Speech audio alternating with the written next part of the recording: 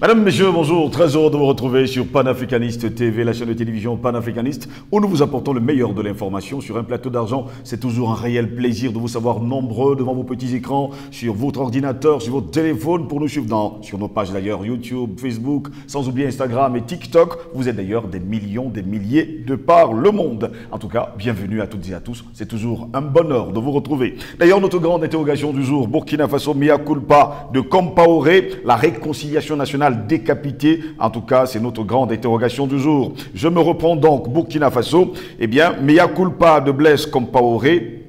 Je pose justement la question, la réconciliation nationale décapitée. Eh bien, mesdames, messieurs, je pense que vous connaissez déjà cette information. L'ancien président du Burkina Faso, condamné par contumace, il y a quelques mois encore, pour complicité dans l'assassinat de son prédécesseur en 1987, aura attendu bien longtemps pour demander pardon. Ce 26 juillet 2022, estime le journal burkinabé Wakat Sera. Je demande pardon au peuple burkinabé pour tous les actes que j'ai pu commettre durant mon magistère, plus particulièrement à la famille de mon frère et ami Thomas Isidore Noël Sankara. J'assume et déplore du fond du cœur toutes les souffrances et drames vécus par toutes les victimes durant mes mandats à la tête du pays et demande à leurs familles de m'accorder leur pardon. Ensemble, dans un esprit de patriotisme, donnons-nous la main pour taire définitivement nos querelles et rancœurs. Il est important aujourd'hui de travailler au recouvrement de l'intégrité territoriale, à la reconstruction et à la promotion d'un environnement favorable à l'épanouissement durable pour tous. C'est l'unique voie qui permettra ainsi de mettre fin à nos incompréhensions et conflits intercommunautaires pour lutter efficacement contre le terrorisme qui a enseigné notre pays et ébranlé ses fondements. Nous le pouvons, nous le devons à notre cher pays dans un sursaut patriotique. Que Dieu bénisse le Burkina Faso. Florilège donc d'un message de pardon venu tout droit de la Côte d'Ivoire où l'auteur a trouvé gîte et couvert offert par son ancien homologue Alassane Dramane Ouattara. Un pardon longtemps attendu par toute une nation depuis l'assassinat de Thomas Sankara, le père de la révolution burkinabé et 12 de ses compagnons, un jeudi noir d'octobre 1987. Mieux vaut tard que jamais, nous dit-on. Blaise Compaoré, puisque c'est de lui qu'il s'agit, a demandé pardon au peuple burkinabé et plus particulièrement à la famille de son frère et ami Thomas Isidore Noël Sankara, dont il a hérité le fauteuil après le drame du 15 octobre 1987.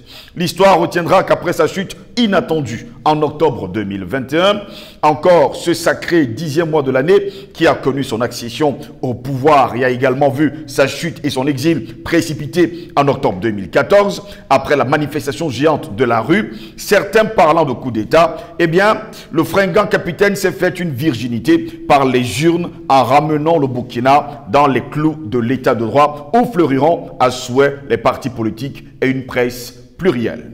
Mais la même histoire retiendra que le même Blaise Compaoré a été jugé par contumace et a ramassé la perpète le 6 avril pour attentat à la sûreté de l'État et complicité d'assassinat de son frère et ami Thomas Sankara. À procès historique, verdict historique auquel Blaise Compaoré et ses conseils ont fait appel. En attendant le retour au prétoire pour ce dossier aux ramifications complexes, l'ex-locataire du palais présidentiel de Koziyam est passé par Ouagadougou du 7 au 9 juillet dernier pour un bref séjour controversé sur invitation du président du Faso, le lieutenant-colonel Paul-Henri Sandaogo Damiba, en plein chantier d'une réconciliation nationale appelée de tous, même si le format diffère selon les camps et les clans. Dans la foulée de son séjour éclair au pays natal, Blaise Compaoré fait parvenir son message de pardon à Ouagadougou, un acte de grandeur, nous dit-on, selon les croyants en Dieu. Mais jusqu'à preuve du contraire, on le sait pertinemment, lors de sa visite les 7 et 9 juillet dernier, eh bien, un mandat d'arrêt court toujours contre Blaise Compaoré. Pourtant, il est arrivé sur le sol burkinabé. Il n'a pas été arrêté. La seule chose qu'il a envoyé comme message au Burkinabé et à la famille de son prédécesseur, c'est un message de pardon. Voilà pourquoi nous nous interrogeons encore aujourd'hui. Burkina Faso, mea culpa de Compaoré, la réconciliation nationale décapitée. C'est notre grande interrogation. Pour répondre à nos questions, nous sommes avec le docteur Yambin Timba. Docteur Yambin Timba, bonjour, bienvenue à vous. Bonjour, monsieur Ngos et merci de m'avoir invité une fois de plus. Heureux de vous avoir, j'espère que vous allez bien. Bonheur partagé, c'est bien, je suis dans mon pays. Et pendant ce temps, vous avez justement commis un livre, Pot Bokibon. C'est votre livre. Oui. De quoi parle-t-il? Écoutez, Pod Bo Kibon, c'est l'histoire, c'est une romance entre le jeune Pod et la jeune Kibon qui se rencontrent un soir.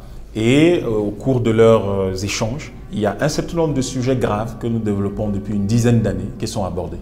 Le franc CFA, par exemple, la question de la constitution du Cameroun, la Mahat, les stratégies de développement de notre pays, l'évaluation de la pertinence des propositions de Adam Smith, Ricardo Turgot, etc., qui sont des économistes généralement présentés comme des économistes fondamentaux, mais également la gestion de nos villes, tout comme la question de la terre, qui est l'un des éléments centraux dans ce livre-là, parce que la terre est le refuge ultime en matière financière. Malheureusement, les populations africaines en sont privées. Et la question est donc de savoir, mais pourquoi est-ce que ces populations sont privées de ce qui pourrait leur permettre justement d'enclencher leur développement économique? Et nous abordons d'autres questions telles que la chefferie traditionnelle.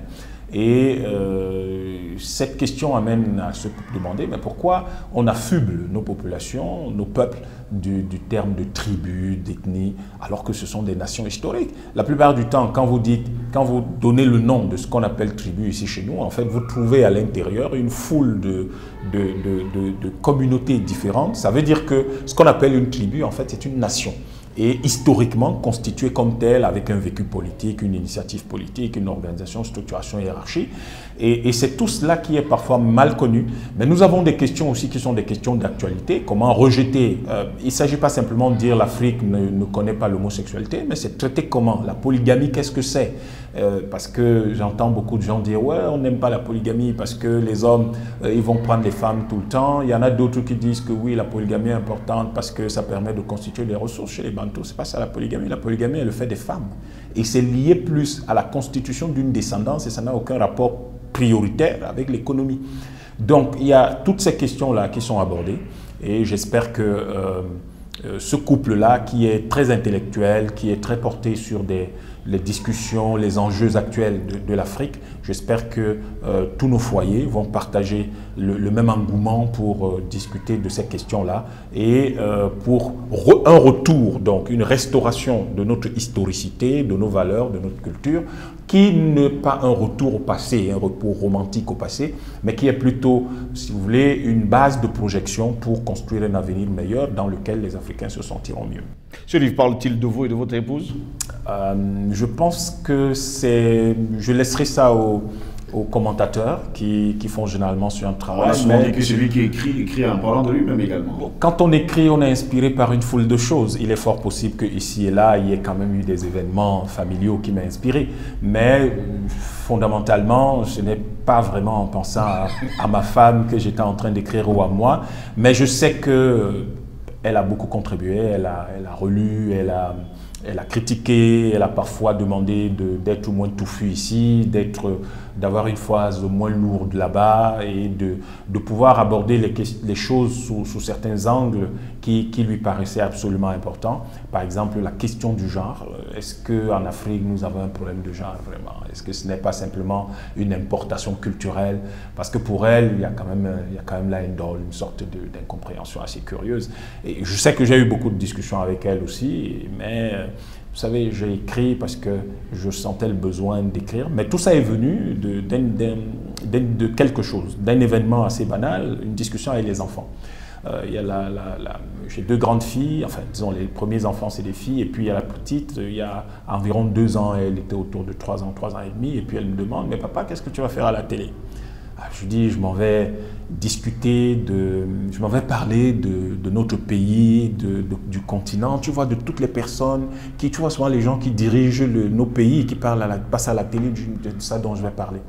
Et puis sa grande sœur de renchérir en disant, oui, mais tu parles tout le temps, nous on n'a pas la possibilité on ne regarde pas la télé, et comment on saura ce que tu écris, tu dis? Je leur dis, bon, très bien, je vais trouver un moyen de vous permettre de savoir exactement ce que j'ai dit. Peut-être pas aujourd'hui, peut-être quand vous serez grande, mais je vais consigner cela dans un livre et cela vous permettra de mieux connaître votre père. En réalité, je réponds là à une demande de mes enfants, ce qui est pour moi la demande de tous les enfants d'Afrique qui ont besoin de mieux connaître leur continent et qui posent souvent des questions. Malheureusement, nous n'avons ni le temps ni l'amabilité de leur répondre.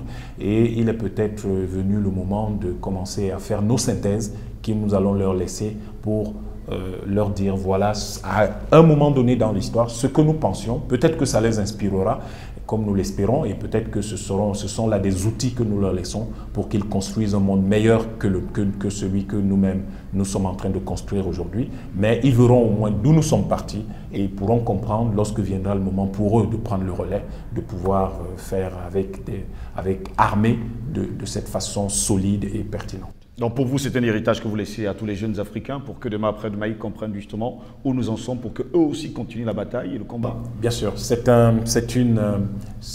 par-delà un héritage, une recommandation que je leur laisse en disant à cette époque-là, voilà ce que nous pensions, parce qu'il faut bien dire une chose, c'est que ces synthèses-là ne sont pas le fruit d'une réflexion comme on aime à le croire ici, messianique ou prophétique. Non, c'est des échanges que j'ai eu avec une foule de personnes, parmi lesquelles vous-même, M. Ngos.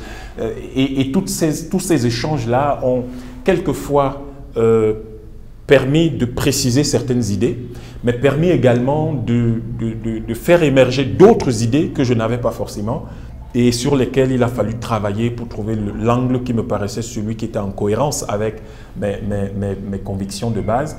Et du coup, je pense que c'est un appel, c'est une interpellation pour que nous soyons toujours lucides, que les générations prochaines, jusqu'à perpétuellement, soient lucides et toujours sur le qui-vive, parce que la liberté, parce que le développement, parce que le bonheur et la prospérité, et surtout parce que la paix et la justice, la dignité auxquelles nous avons droit, nous, les Africains, mais également tous les hommes à travers le monde, est le fruit de cet éveil, de cette vigilance-là, pour toujours faire barrage à tout ce qui vient contraindre et amener les hommes sur le mauvais chemin et mettre sous la domination de quelques-uns. Eh bien, ce livre romancé a été édité par Collection Source Éclosion. L'avenir du livre, où est-ce qu'on va le trouver? On va, à partir du 10 août, on pourra le trouver à Douala, que ce soit aux éditions Éclosion ou en me contactant avec moi-même. Mais à partir du 15 août, on pourra le trouver sur Amazon également. Sur Amazon également. On pourra l'acheter directement. Absolument. Merci pour votre livre et surtout bon courage. Merci bien. Et le sujet qui nous intéresse ce matin, Dr Yam Timba, Burkina Faso mea culpa de Compaoré, la réconciliation nationale décapitée, c'est notre grande interrogation, mesdames, messieurs. Eh bien, Dr Yam Timba, vous avez suivi, comme nous tous d'ailleurs, on va le dire comme ça, cette lettre, pour ne pas dire ce message de pardon au peuple burkinabé, à la famille justement du prédécesseur de Compaoré, à la personne de Thomas Isidore Sankara. Vous, quelle est votre réaction après avoir vu ce message ou alors entendu ce message? Ma réaction, c'est que Blaise Compaoré est le même, il n'a pas changé. Parce que s'il avait changé, ce n'est pas comme ça qu'il aurait procédé. Il n'a pas changé, il est toujours aussi fourbe qu'il l'a été. Oui. Je pense que lorsque vous voulez demander pardon, vous commencez d'abord... La meilleure façon de prouver aux gens que vous éprouvez du remords, vous acceptez d'abord la sentence. C'est ça qui prouve que vous avez accepté, que vous éprouvez du remords, que vous vous sentez mal. Mais vous ne pouvez pas vous asseoir dans votre beau salon confortable, avec des gardes du corps partout, et vous commencez à dire aux gens que vous leur demandez pardon. Vous demandez pardon pourquoi? Il y a même quelque chose dans cette lettre qui est choquant. Il demande pardon pour ce qu'il a commis sous son magistère. Qu'est-ce qu'il a commis sous son magistère? Avant d'y arriver, commençons par dire que Thomas Sankara n'est pas mort sous son magistère. Ça veut dire qu'il ne demande pas pardon pour ce qu'il a fait avant. C'est après la mort de Thomas Sankara qu'il devient président. Donc, il ne demande pas pardon pour la mort de Sankara. Il demande pardon pour ce qu'il a fait après. Il y a quand même quelque chose qui ne va pas chez lui. Il y a quelque chose qui ne va pas. Quand on a 71 ans, quand on a été président de la République, ce n'est pas... Enfin, je ne sais pas, mais j'ai du mal à croire que c'est comme ça qu'on devrait s'exprimer. Vous commencez votre lettre, vous dites sous mon magistère. Alors, dans Zongo et tout ça, voilà ce pourquoi il demande pardon. Alors, Sankara, on fait quoi? Il a demandé pardon à sa famille. Il demande pardon à la famille de Sankara. Non, ce n'est pas à la famille de Sankara qui demande pardon à Sankara. Et Sankara n'est pas mort sous son magistère, c'était avant. Regardez bien la structure de la phrase. Oui. Je demande pardon pour tout ce qui s'est passé sous mon magistère et particulièrement à la famille de Thomas Sankara. Oui. Mais qu'est-ce qu'il a fait à la famille de Thomas Sankara sous son magistère? Il les a privés de moyens de vivre, il les a pourchassés jusqu'au Ghana. Voilà ce pourquoi il leur demande pardon. Mais Thomas Sankara, lui, il était mort avant. Donc, en fait, on ne comprend pas très bien quel est le sens de sa lettre, ni ce qu'il recherche. Je vais commencer justement avec cette lettre. On va y aller pas à pas. Je demande pardon au peuple burkinabé pour tous les actes que j'ai pu commettre. Je ne sais pas pourquoi on a écrit ça comme ça. Durant mon magistère, plus particulièrement à la famille de mon frère et ami Thomas Isidore Noël Sankara. Point. Plus particulièrement. Oui, plus particulièrement. Alors, donc, ce que j'ai commis sous mon magistère, plus particulièrement à la famille de... Donc, je demande pardon pour avoir pourchassé Madame Myriam Sankara avec de petits-enfants qui m'appelaient papa. Et que les enfants Sankara l'appelaient papa. Donc, il demande pardon pour les avoir pourchassés jusqu'au Ghana, où ils ont trouvé refuge chez Jerry Rawlings. Il demande pardon pour avoir saisi tout leur... D'ailleurs, il avait quoi, Isidore Sankara? Un vélo, une guitare, il avait quoi? Un réfrigérateur qui d'ailleurs tombait en panne tous les 2 mois. Il avait quoi? Donc, il demande pardon pour les avoir privés de ça. Il leur demande pardon à la famille pour les avoir chassés de leur propre pays, pour avoir fait grandir ces enfants-là hors de leur pays, loin de leur pays, sans leur père. C'est pour ça qu'il demande pardon. Donc, il ne demande pas pardon pour avoir assassiné Thomas Sankara, puisque Thomas Sankara est mort avant son magistère. Donc, il ne demande pas pardon pour ça. Cette lettre-là, c'est une espèce de moquerie. C'est une espèce de peut-être qu'il a été gauche. Hein. Il est fort possible qu'il ait simplement été maladroit. Oui. Mais s'il a été maladroit, imaginez quand il était président de la République, combien de fois il a été maladroit. C'est ça qui est grave. Parce que c'est révélateur de ce qu'il a bien pu être quand il dirigeait le Burkina Faso et pendant 27 ans. Donc, il a toujours été maladroit. Donc, et ça, ce sera à sa décharge. Mais sauf que, vous et moi, on ne va pas trouver qu'un monsieur qui a été président de la République pendant 27 ans, qui est entouré d'une foule de conseillers, il n'a quand même pas écrit cette lettre dans sa chambre. Il y a forcément 1 ou 2 personnes qui l'ont relue. Peut-être même qu'il y a des gens qui lui ont fait des suggestions qu'il n'a pas écoutées. Donc, on va considérer que cette lettre a été écrite en pleine possession de ses capacités et avec l'intime conviction que c'était ce qu'il fallait faire.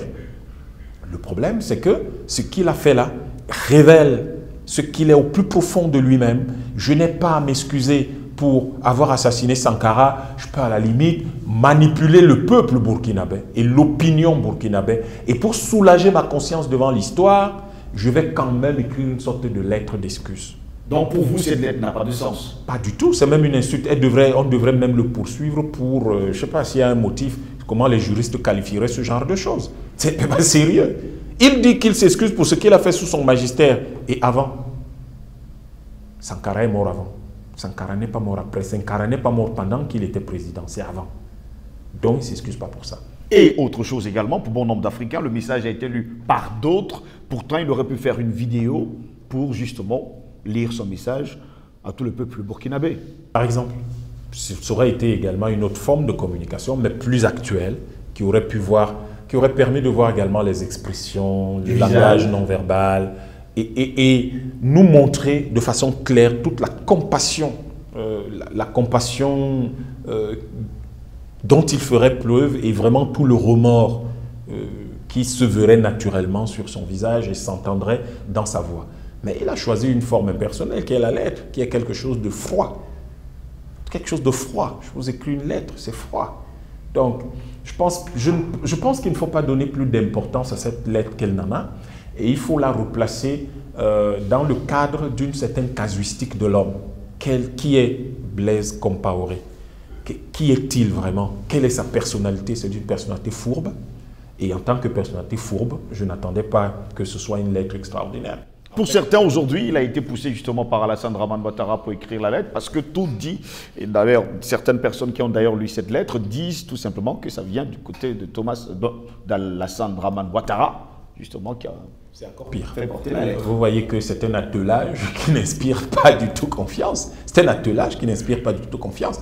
Et si on considère tous les ratés et toutes les erreurs, toutes les fautes commises par le gouvernement de Ouattara ces derniers temps, particulièrement ce qui est en référence à ce qui se passe au Mali, mais on comprend très bien justement que ça ne peut être que maladroit de cette façon-là et que ça ne peut être que ces illusions-là qui peuvent les conduire à rédiger une chose pareille, une lettre pareille. Mais ce n'est pas sérieux. Vous ne pouvez pas. D'abord que Ouattara s'en mêle, c'est encore plus grave, mais il nous confirme ce qu'on sait déjà, à savoir que Blaise Compaoré lui a assuré une base arrière qui lui a permis de massacrer des milliers d'Ivoiriens pour arriver au pouvoir. Mais est-ce que si ces gens-là veulent... C'est comme ça qu'ils veulent passer à la postérité? Je crois que si vous voulez passer à la postérité, même si vous pouvez même faire un calcul froid, j'aimerais quand même que dans 200, 300 ans, quand on parlera de moi, qu'on trouve que je m'étais excusé, que je m'étais mis à plat ventre pour demander pardon pour les actes que j'ai commis. Mais c'est très simple. Vous écrivez une lettre qui va dans ce sens-là. Vous dites, je sais que je n'ai pas été un modèle, j'ai essayé de faire du mieux que j'ai pu, mais malheureusement, j'ai commis tellement de bêtises. Et la plus grave, c'est celle de n'avoir pas pu faire, de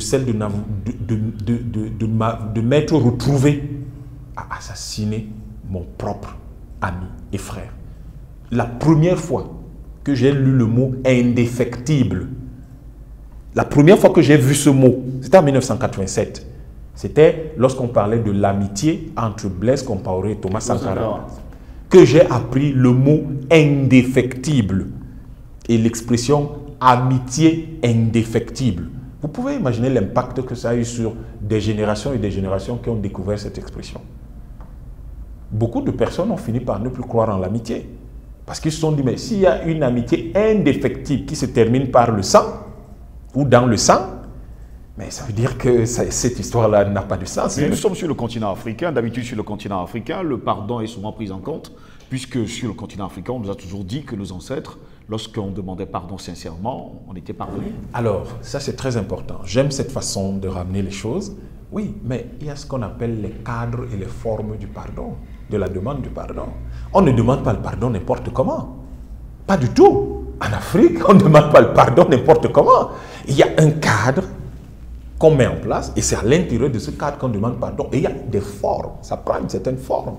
Vous ne demandez pas pardon de manière aussi froide de loin. Je vous ai dit, il veut être pardonné. La première chose qui prouve qu'il a du remords, c'est qu'il se rend. Il dit, je n'en peux plus. Je ne peux pas continuer à vivre avec ça. C'est inacceptable. Je me rends compte que j'ai commis une grave bêtise. Oui. Alors je me rends. Quitte à ce que ces réseaux, même si c'est de la comédie, quitte à ce que ces réseaux plus tard poussent l'actuel président à le gracier. Mais il se rend d'abord. Vous vous rendez, on vous met en prison, au moins pour la forme. Et ensuite, de la prison, vous écrivez donc une lettre. À ce moment, les gens vont se dire, il écrit du fin fond d'une cellule, disons, il est isolé du monde, il est face à sa conscience et il nous écrit une lettre. Mais vous nous écrivez une lettre dans l'opulence d'une villa présidentielle à Abidjan, ou je ne sais pas où il est, et vous croyez qu'on va y croire? On va croire en quoi? D'ailleurs, tel que c'est libellé, c'est plus une insulte, une moquerie qu'une demande d'excuses. Il y a des formes. Ce n'est pas comme ça qu'on fait en Afrique. D'abord, la première chose, cette lettre-là, oui, il l'a adressée à qui? Mais, monsieur, vous écrivez une lettre que vous adressez au peuple burkinabé. Certes, vous avez été président en République, mais Thomas Sankara avait une épouse et une femme. Nous avons des formes en Afrique. Vous commencez, en même temps que vous demandez, vous demandez le pardon en tant qu'ancien président, en tant qu'assassin de Thomas Sankara, au peuple, parce que Thomas Sankara n'appartenait plus à sa famille. C'était le chef de l'État, c'était le leader, la figure de la révolution. Ses compagnons. Voilà, tous ces gens-là n'appartenaient plus à leur famille. C'était les symboles de la République. Donc, vous commencez, vous avez une lettre que vous adressez effectivement au peuple, sous couvert son président, et vous faites une lettre individuelle à chacune des familles, parce que vous avez enlevé un fils à chaque famille. Chaque famille, vous lui avez enlevé un fils. Et ça n'a pas de prix. Ça n'a pas de prix. Et particulièrement à Madame Sankara, vous vous assurez que le jour où vous allez vous rendre, Oui. vous demandez à la voir. Vous vous mettez à genoux devant elle et ses enfants et vous leur demandez pardon. Voilà comment on fait en Afrique. Voilà comment un homme normal, un homme sérieux, un homme droit sur ses pieds, dans ses bottes. Voilà comment il se comporte en Afrique. Il affronte ses responsabilités. Et vous n'allez pas être un lâche, un quoi qui reste là-bas à des milliers de kilomètres et qui écrit des lettres, de surcroît des lettres qui sont si graves, si dangereuses. Donc, je pense que ce n'est pas comme ça. Il veut vraiment avoir le pardon des Ivoiriens? Les Burkinabés? Non.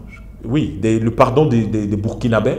Eh bien, c'est ce qu'il y a à faire. Ce n'est pas comme ça. Il y a des... Et d'ailleurs, il faut qu'il demande, mais dans sa propre tribu, comme les Blancs appellent, mais dans sa propre nation historique. Comme ça que ça se passe. Est-ce que c'est comme ça que ça se passe? Il sait très bien que quand vous assassinez quelqu'un, parce qu'il y a beaucoup de choses là-dedans, il doit agir comme son âge lui en donne l'autorité et puis l'opportunité. Il a 71 ans. Dans toutes nos nations historiques, quand vous avez quelqu'un mort et qui a eu du sang, une mort violente, il y a un certain nombre de rites qui doivent être passés. Donc, monsieur Compaoré ne peut pas dire qu'il ne connaît pas ça, qu'il ne le sait pas. Il ne peut pas dire ça. Sauf si chez eux, il n'y a aucun rite.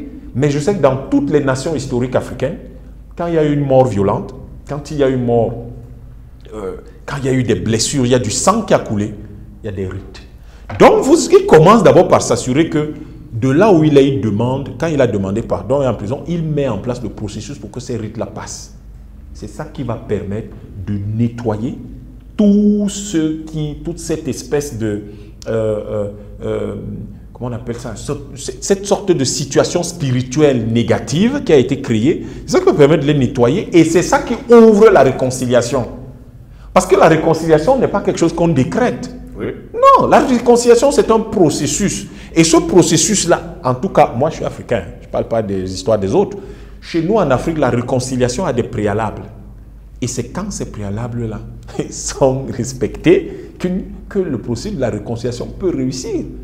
Donc, vous ne faites pas les choses comme si vous êtes une espèce vous êtes quelqu'un qui ne sait pas, qui a oublié quelles sont les traditions des Africains. Non, ce n'est pas comme ça.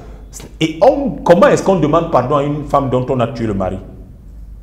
À un enfant dont on a tué le mari? Il y a tout un rituel pour ça. Ce n'est pas les choses de... Vous écrivez une lettre, vous envoyez. Nous, on est des Africains. Hein? On est des Africains. On a une certaine manière de faire les choses. Et c'est lorsque nous allons revenir au respect de ces manières de faire les choses, M. Ngos, croyez-moi, que nous allons nous respecter nous-mêmes. Parce que la lettre de Blaise Compaoré montre qu'il ne se respecte même pas lui-même. Pendant ce temps, il y a quand même un mandat d'arrêt qui court. Il a été condamné à perpétuité, surtout par contumace. Et est-ce que cette lettre de pardon était pour échapper justement à cette condamnation? Ça n'a aucune valeur juridique. La lettre de demande d'excuse ou de pardon n'a aucune valeur juridique. Donc ça n'a aucun impact. Pourtant, il parle de réconciliation nationale, de lutte contre le terrorisme et tout ce qui va avec. Je vous ai dit, chez nous en Afrique, la réconciliation, c'est un processus qui a une procédure bien connue. Maintenant, s'il veut qu'il y ait réconciliation, oui, il y a une procédure, il est censé la connaître. Sauf s'il pense que c'est moi son fils qu'il va la lui expliquer. Mais je peux la lui rappeler. Mais sauf que je n'ai pas envie de faire ça parce que lui, je sais qu'il connaît cette procédure.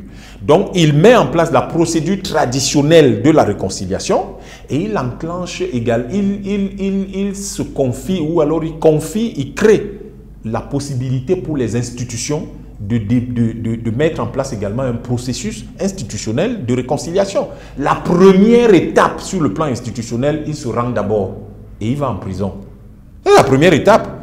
Il vient, il se rend, la justice militaire le saisit, les militaires le menottent, on l'amène en prison, c'est tout. Ça, c'est la première étape sur le plan institutionnel. Sur le plan traditionnel, il sait ce qu'il y a à faire.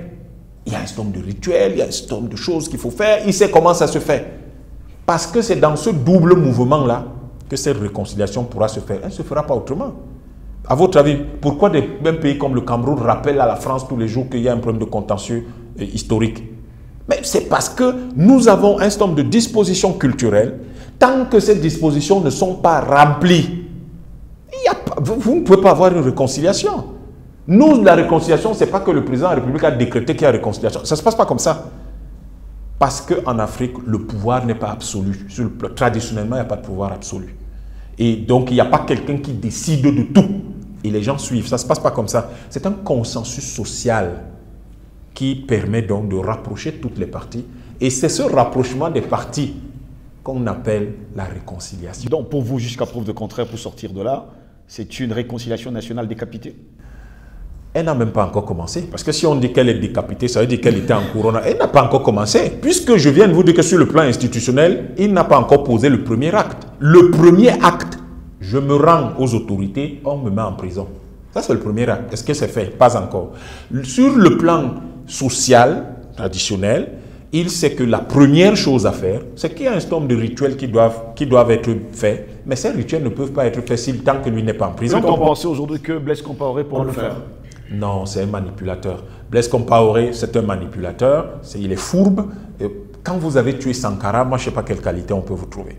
Je ne sais pas. Parce que je ne vois pas du tout comment on peut avoir le courage de tuer Sankara. Si vous avez le courage de le tuer, c'est que vous êtes fourbe.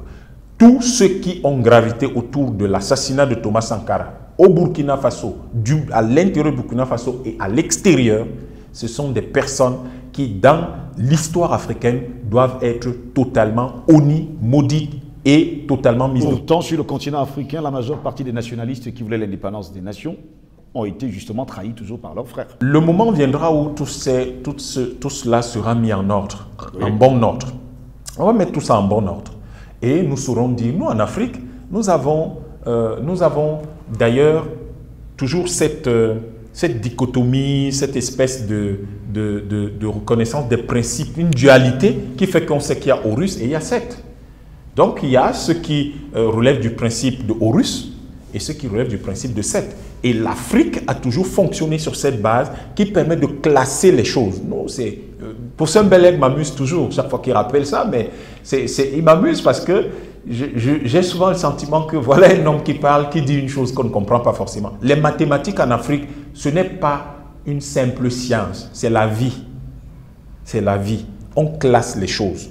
Donc, il y a le principe de Seth que certains suivent, il y a le principe de Horus. Et donc, nous allons faire cette classification et Blaise Compaoré, c'est qu'il faut la faire absolument pour que la réconciliation soit enclenchée. Elle n'a même pas encore commencé la réconciliation. Voilà, et tant que ce classement n'est pas fait, tant que cette démarche profondément traditionnelle africaine n'est pas faite, on n'aura pas de réconciliation.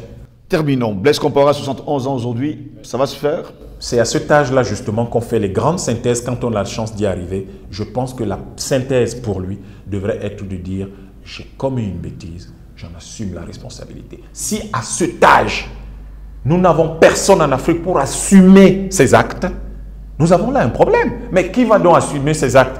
Et quelle est la leçon? Tout à l'heure, vous me demandiez si c'est un héritage que c'était une sorte d'héritage que je laissais aux enfants, aux générations futures, avec ce livre que j'ai commis. Mais bien sûr que c'est pour dire aux enfants, voici quelles sont les valeurs, voici les normes, voici les orientations légitimes que vous devez prendre. Si vous avez donc des hommes de 71 ans qui ne savent pas donner des leçons pour que les jeunes générations sachent quelles sont les bonnes valeurs, quelles sont les normes qu'il faut respecter, ben je ne sais pas où va l'Afrique. Et vous voyez que même en écrivant cette lettre, il s'enfonce davantage en tant que fossoyeur de l'Afrique. Voilà ce que nous lisons et voilà ce que nous avons compris. Merci à vous, Dr Yamtime, d'avoir été des nôtres. C'est moi qui vous remercie. Mesdames, Messieurs, c'est ici que s'achève cette autre édition de Parole panafricaniste. Au plaisir de vous retrouver très prochainement. Restez sur Panafricaniste TV. L'information est en continu sur notre chaîne. Bonne journée à toutes et à tous.